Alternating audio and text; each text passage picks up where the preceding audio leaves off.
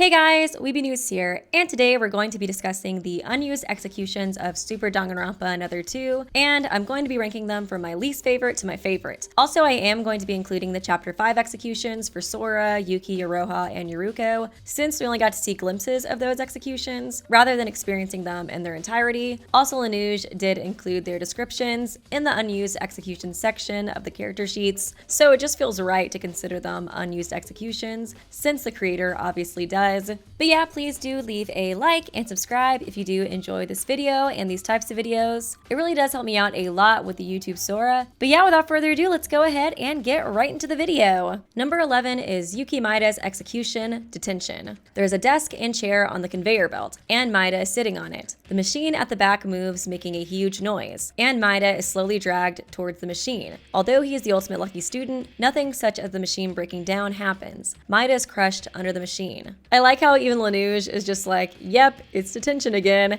after describing this execution. It's like even he's not excited about it anymore. I don't think I really have to explain why this one is in last place. It's of course the same execution that Naegi went through in Danganronpa 1, and it was also fake Yuki's unused execution from Danganronpa Another. Honestly, I thought it was kind of lazy to reuse it for him, so just reusing it again for the real Yuki too, it just feels even worse. I do find it interesting how this execution appears to be mocking Yuki for his lack of talent. Yuki does have a major inferiority complex when it comes to his talent and feeling like he's worthless compared to the other students. And I feel like this execution is emphasizing the fact that, when Naegi went through this execution, his luck saved him. But for Yuki, well, he doesn't really have a talent, so nothing's gonna save him here. Granted, I don't think Yuki could fully grasp how this execution is mocking him since, he doesn't know that Naegi went through the same exact execution. And I feel like since he can't fully grasp how it's mocking him, the intention behind this execution feels weaker than many of the others that I'm about to cover. Overall, though, I think it would have been more interesting just to create an execution that's more unique for Yuki, and one that is especially oriented to making him feel his inferiority to the others before his death. But that's just my personal opinion.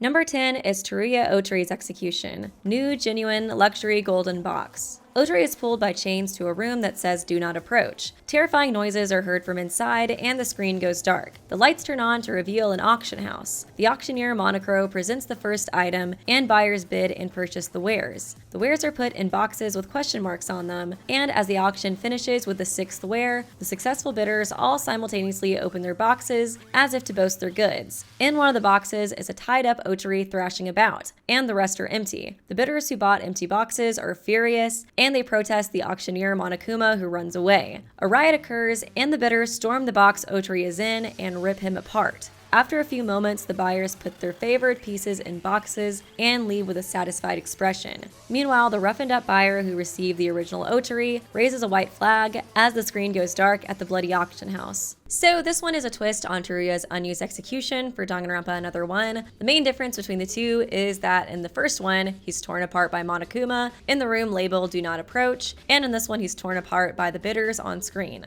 This one is definitely more gruesome than the Danganronpa Another 1, in my opinion, considering that you actually see him get ripped apart. But honestly, I prefer the original one. I felt like the biggest appeal of that execution was the mystery aspect of what's in the boxes, and I will never forget how my stomach just sank when it was revealed that each one contained one of his body parts. Even though in that execution he was murdered off screen, it felt more disturbing to me since your mind has to fill in the gaps of how Monokuma tore him apart. And I feel like our imaginations can be a lot more terrifying than reality, and I think that execution really utilized that well. Also, similarly to Yuki's execution, I just kind of want something new. I understand that it's the same character from Danganronpa Another, but he's grown up and changed a lot since then, and I think there's a lot of aspects of his character that are only present in the second game that could be used in an execution. So for example, we see how much he admires Kinjo, so I think an execution that emphasizes that could be interesting. Like it could have the undertone of "you'll never be a great leader like Kinjo is." Personally, I don't think Kinjo is a great leader at all, but Teruya does, so I could see that being heartbreaking for him, especially with the context that he murdered someone and is getting executed for it. Like you're supposed to be from the Kizuragi Foundation, and your mission was to save us, but instead you're a failure and you became a dirty criminal. So I think something like that could be a bit more interesting, which is why I decided to rank this at number 10. Next is Setsuka Chibukura's execution, 9 Bomb. And also,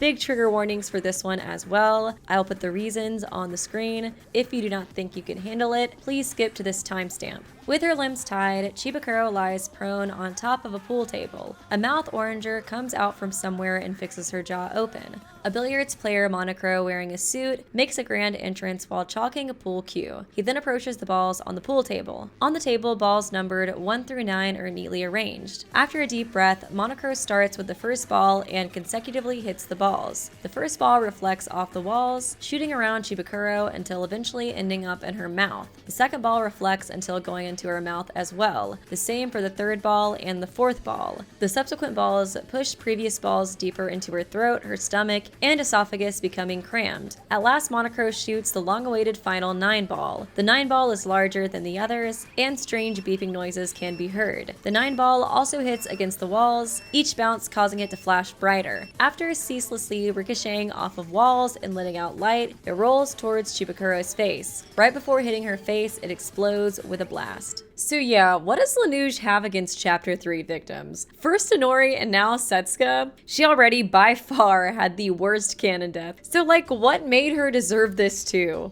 Everyone in the comments and the chat have warned me about this execution so many times, and yet I still wasn't prepared. So comparatively speaking, think about how uncomfortable it is to swallow a large pill. Then imagine swallowing it with no water, no drink, and now multiply its size by at least 100. She had to swallow 8 of those. Like, just one would be bad enough. She has to choke on each of these individually and wait for Monocro to perform his parlor tricks in between each new insertion. I can imagine that it would have to be excruciating to have to sit there trapped, watching each ball bounce off the walls, taking its sweet time before it comes to you and causes you even more suffering. Then as each ball enters your throat, it pushes the one before it even farther into your system. I mean, it mentions them going all the way through her stomach and esophagus. It truly just makes me want to puke thinking about it. The only solace I can find with this execution is that at least the final 9th ball explodes and puts her out of her misery. The only thing that could make this execution worse, in my opinion, is her just having to sit there until she slowly chokes to death.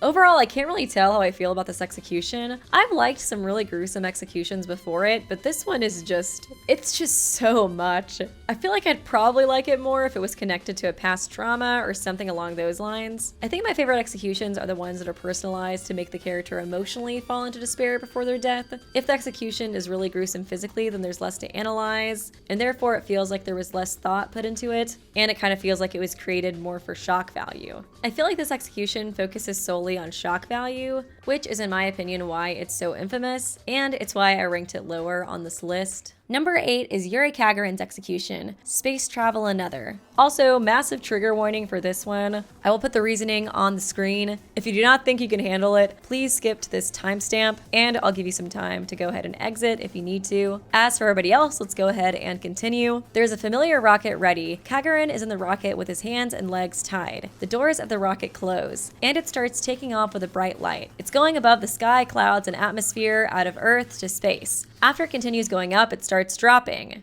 And it continues flying off. It passes the sun out of our galaxy and infinitely going out. After a while, it crash lands on an unknown planet, and waiting for Yuri, who managed to escape the rocket, is a weird planet with only very hairy men, with the men all carrying a redacted things. Kagaran is surrounded by them and passes out. The screen darkens. So that is obviously the reason as to why I put a trigger warning for this one. I like how Newz writes no comment after sharing this. Like, yeah, same here, Newz. I also have no comment. I'd like to not be included in this conversation, but you wrote this execution, so I gotta talk about it. You guys do not understand the gasp I let out when I first read this execution. It's just so messed up. I understand that Yuri is a controversial character, and a lot of people have mixed feelings about him due to his creepy personality and his straight up misandry, but I feel like we should all be able to agree that he did not deserve this. I don't think anybody deserves this.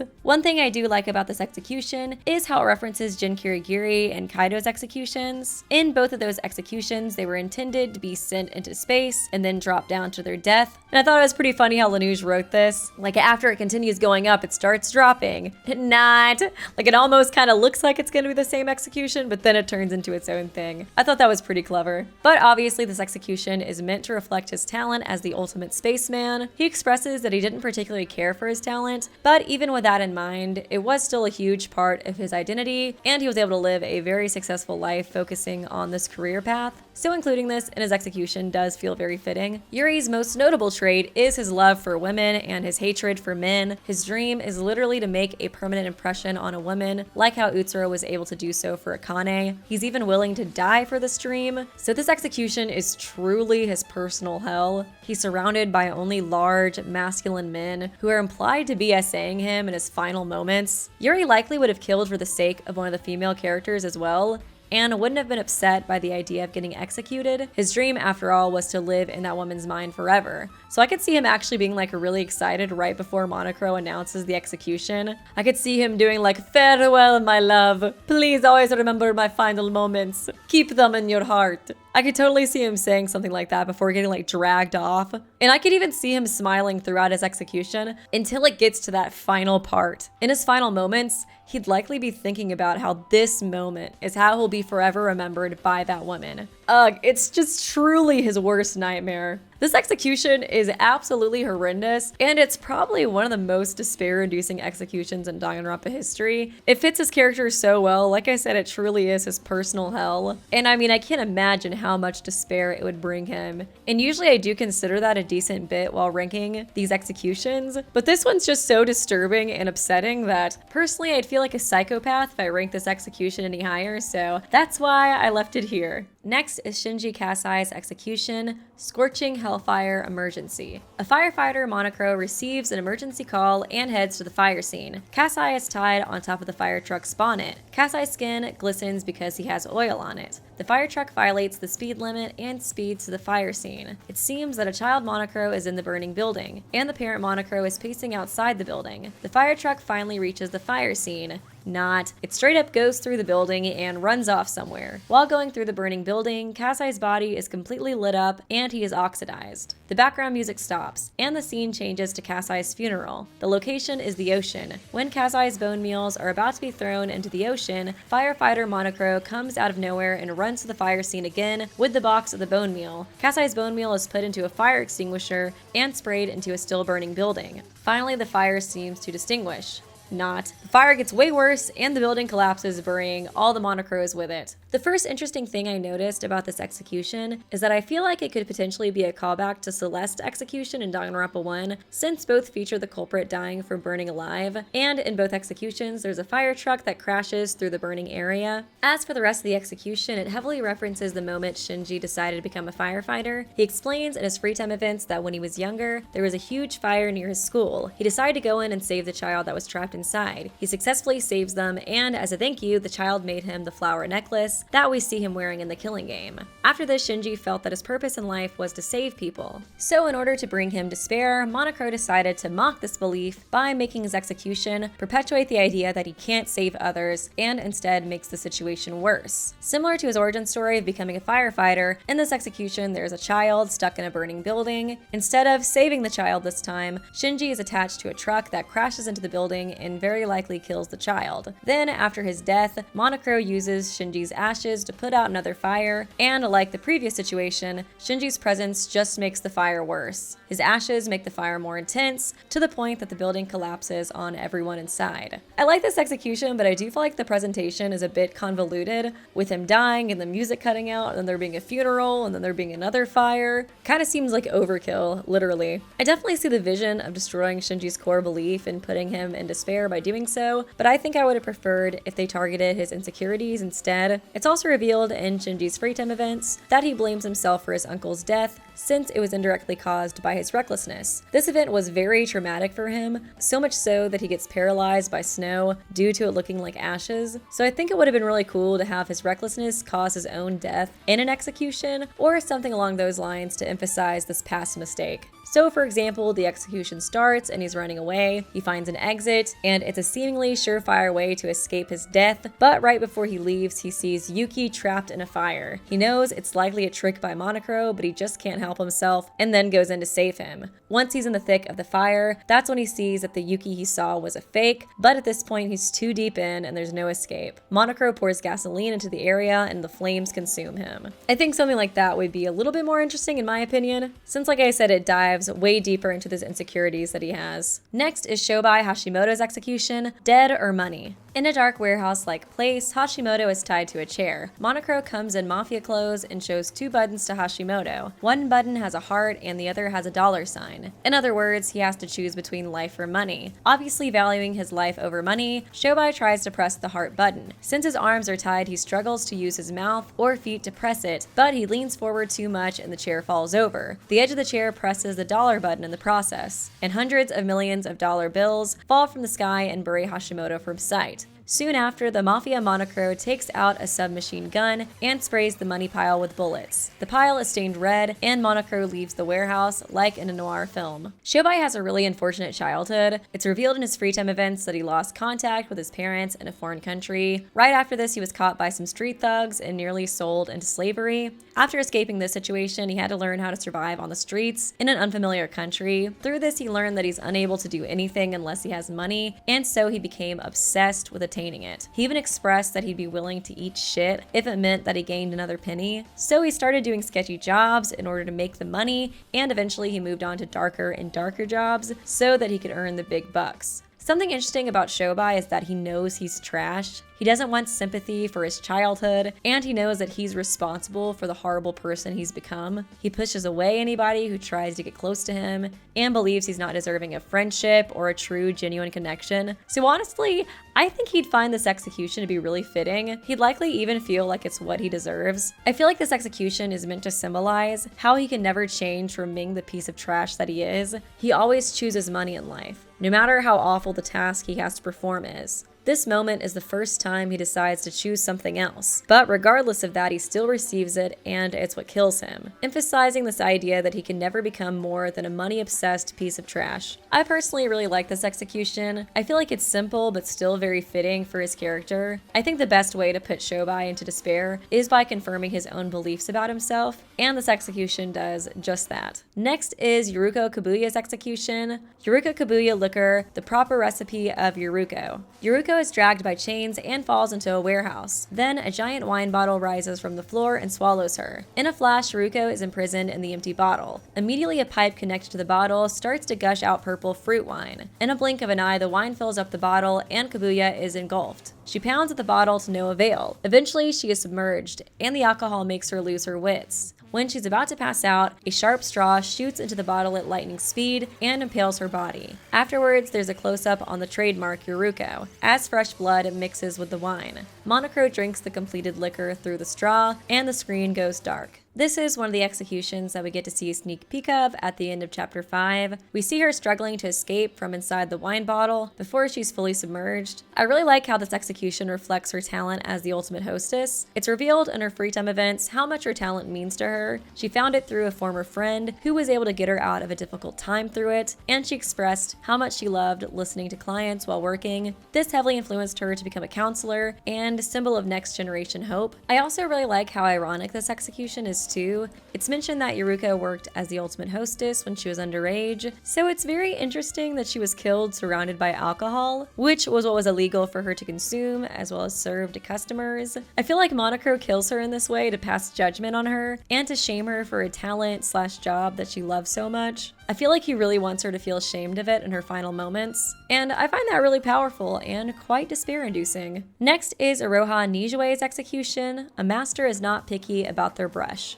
Monocro, in an artist outfit, sits gravely in a room while smoking. Soon he gets up and spreads open a sheet of canvas, or so it seems, as he rips off the wallpaper alongside the canvas. Behind it is a wall of bricks. Nijue has her limbs tied, and there's a bottle of paints big enough to fit a human. Artist Monocro, who turns out to be massive, picks up Nijue like a pencil and dips her head first into the paint bottle. The artist Monocro takes the paint-covered Nijue to the wall and uses her like a brush. At first, he's delicate, gently using her hair. Later, when he needs to accentuate, he slams her head first, making thudding noises. When he's unsatisfied with the color, he dips her again in the paint bottle to adjust the hue. But red keeps getting mixed in the painting, and this maddens him. He starts madly swiping with a Newz brush in a so-be-it manner, and an unfathomable abstract painting begins to form. After a while, artist Monochrome falls exhausted. Newz's head, which had been used as a brush, is all grinded away, and the painting, where so much effort had been given, turns out to be a freakish picture filled with red blood. This is another execution that we also see a short glimpse of in chapter 5, and my god, it is so much worse than I thought it would be.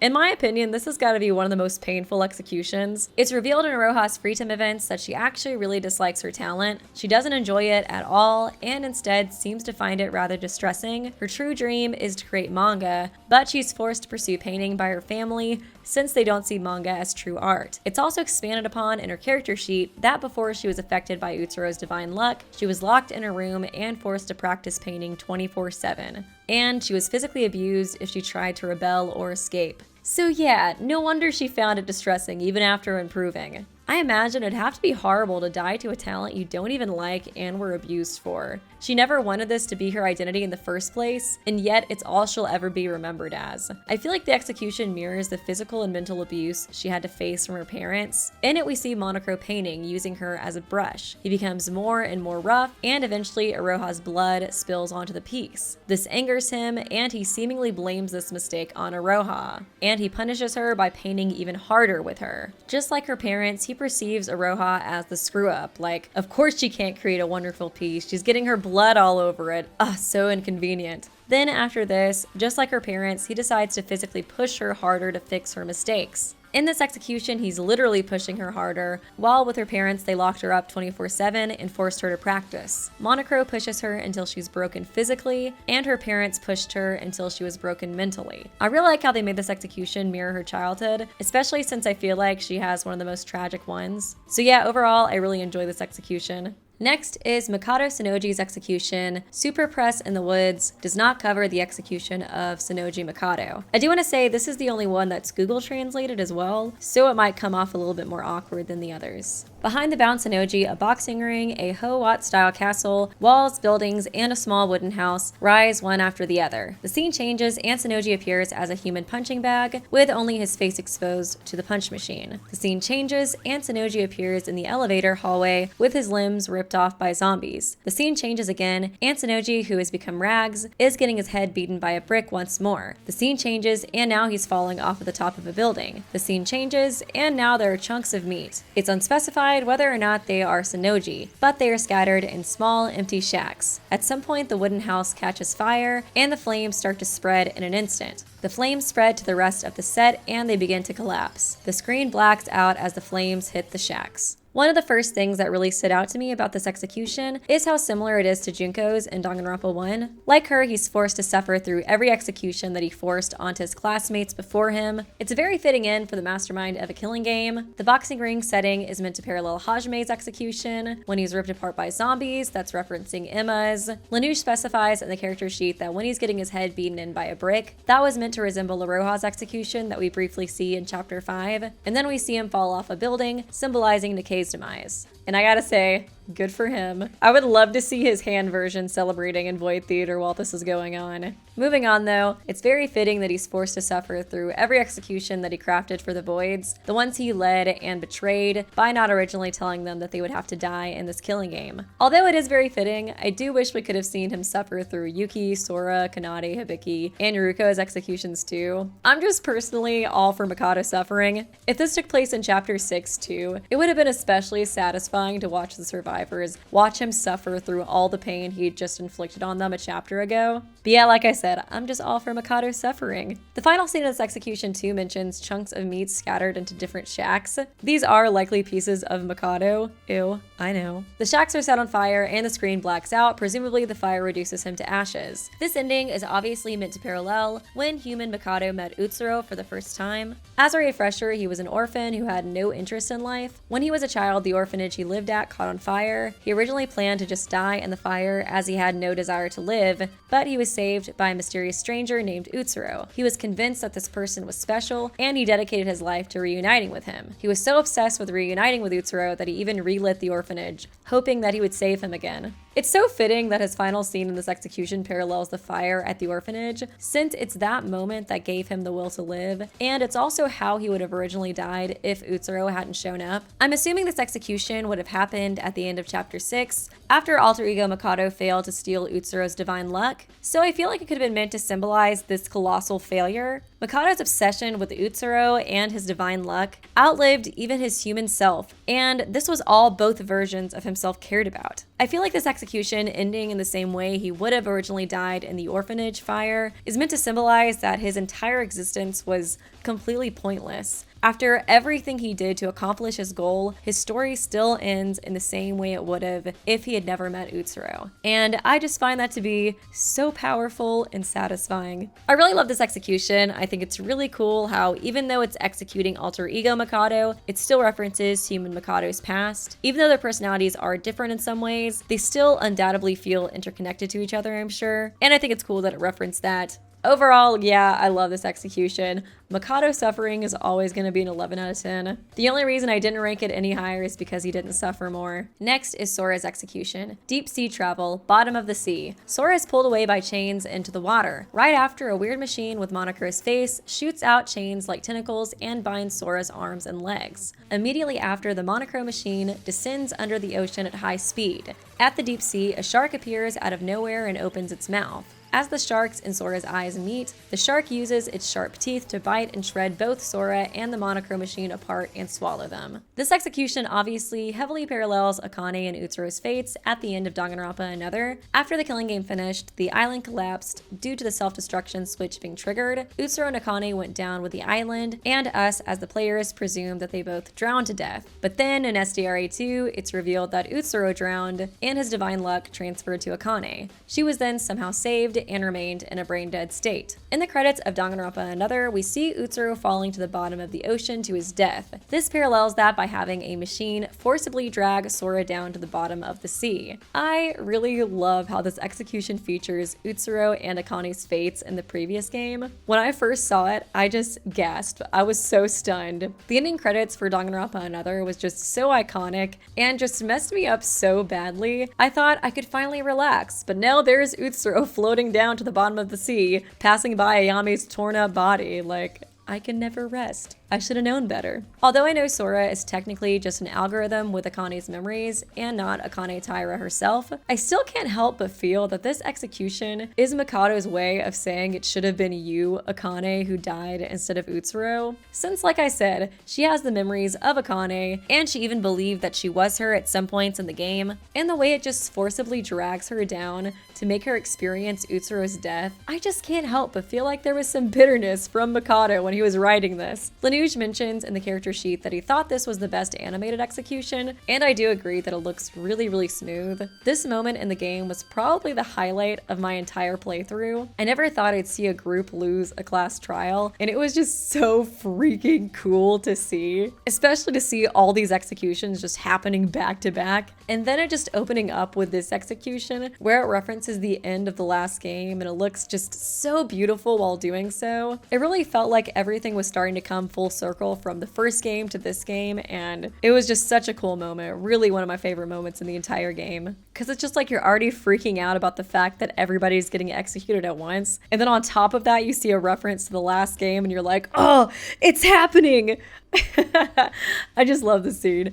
I really do. It's so good. Another interesting thing I noticed about this execution is that it's pretty similar to Asahina's unused execution from the first game, since both characters are killed by getting eaten alive by a shark for Sora and multiple sharks for Asahina. I kind of doubt that there's any meaning to this, but I just kind of thought it was something interesting to point out. Number 1 on this list is Kokoro Mitsume's execution, if Kokoro's theory of happiness. With peaceful music, there is a burst of applause. Mitsume is wearing a wedding dress and holding a wedding with someone. The scene quickly shifts and a daughter is born. She works hard, she goes on vacation with her family on holidays, she sometimes berates her daughter with test scores, and she visits an open class for parents. The years go by and the daughter is all grown up. She marries and moves out of the house. Mitsume spends a leisurely time in retirement with her husband. She lies on her husband's lap, slowly closing her eyes, and the camera zooms out. All the scenes up till now were a video on a display. Mitsume's limbs are tied and wires from the display are passing through her ears, penetrating her brain. Mitsume's eyes, nose, and mouth are all oozing blood. After a short while, there is a close-up on her empty eyes, and the screen goes dark. This is such an interesting and unique execution idea. It really fits Kokoro so perfectly. In her free time event, she reveals that she has the condition alexithymia, which is when one is unable to recognize or understand emotions. Through studying emotions extensively, Kokoro became able to recognize her own emotions as well as others through physical responses. But even after this, she still wasn't able to fully understand or feel them. The only emotion she was truly able to understand and feel was curiosity. Since this was her only emotion, she became extremely curious about the other emotions, to the point that she was obsessed. She was even willing to torture her own daughter just to learn more about them. In this execution, she's watching an alternative version of herself, a version who easily feels these emotions, just like everyone else.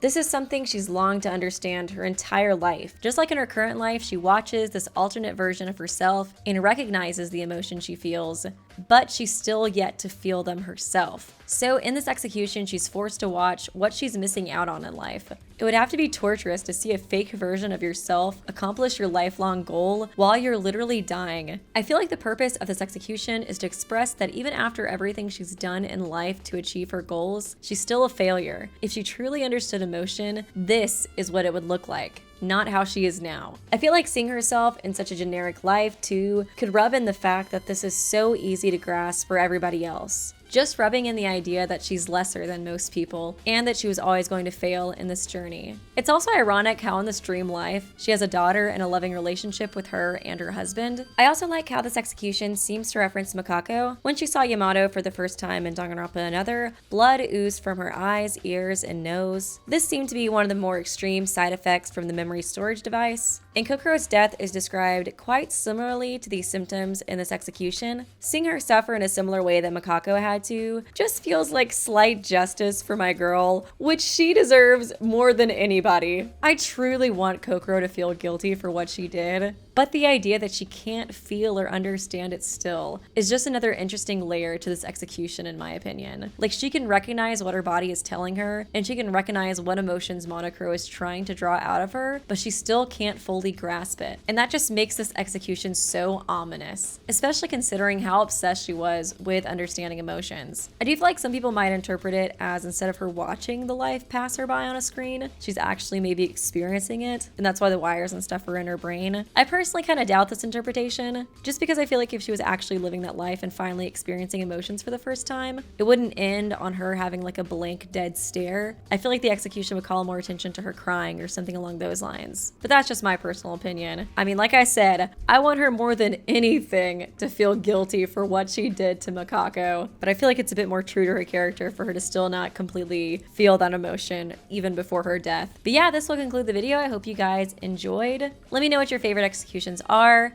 Which one are your least favorites? Do you agree with the way I rank this? Or do you have a different ranking of your own? Let me know in the comment section. I'd love to hear your opinions on everything. And yeah, thanks again guys for watching, and I will see you real soon.